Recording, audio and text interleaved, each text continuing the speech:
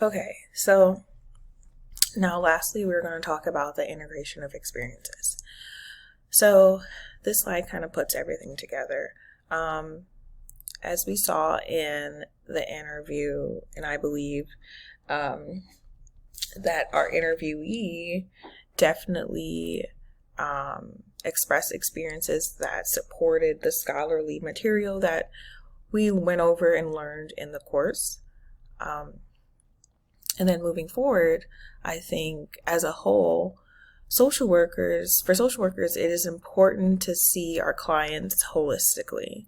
So it's important to see them as they show up with everything that they come with and who they are.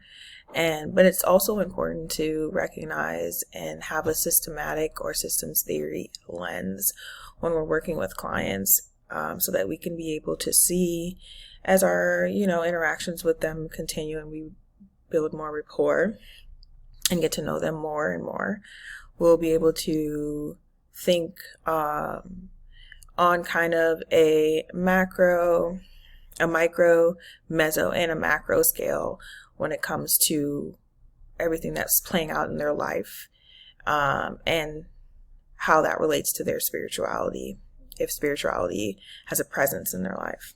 So I think it's important as social workers to not only look at our clients and have a holistic look at our clients, but also have a systematic theory or systems theory lens when we're working with them, so that we can identify, all the things that are coming into play in their life that's leading them to come in front of us, and things of that nature. We also see that, according to Weaver Nicholas, explains that spirituality revolves around our ability to connect with one another while being open to this idea of oneness.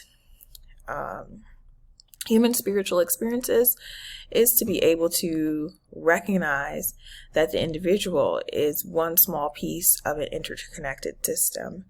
And that's why, again, the systematic theory is very key in working with clients, no matter the type of scale that we're working with them on, because it enables us to see how different things in their life are affecting them and their decisions.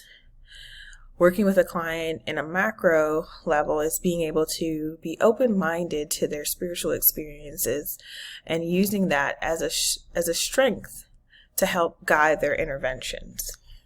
So again, macro is when we work one-on-one, like with clients, do case management and maybe even crisis intervention, and we're working at homeless shelters and things of that nature. On a meso level, we can see spirituality and religion can be used as a tool to supply support to a vulnerable population. An example is the churches. The churches in Black communities, honestly.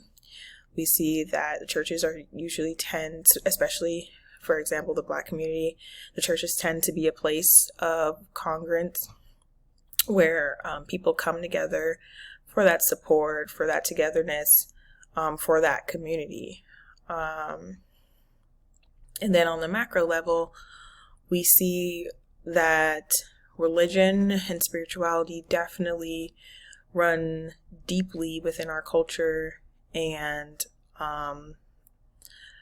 people's beliefs, because we see that religion can be at the center of how people make decisions and how those decisions become legislation.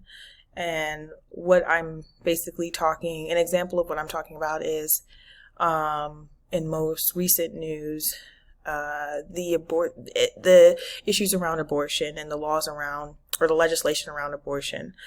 And I believe that's definitely something that's deeply rooted in religious beliefs and mindsets in individuals, that those individuals later on come together and make legislation that changes and impacts the large scale of people.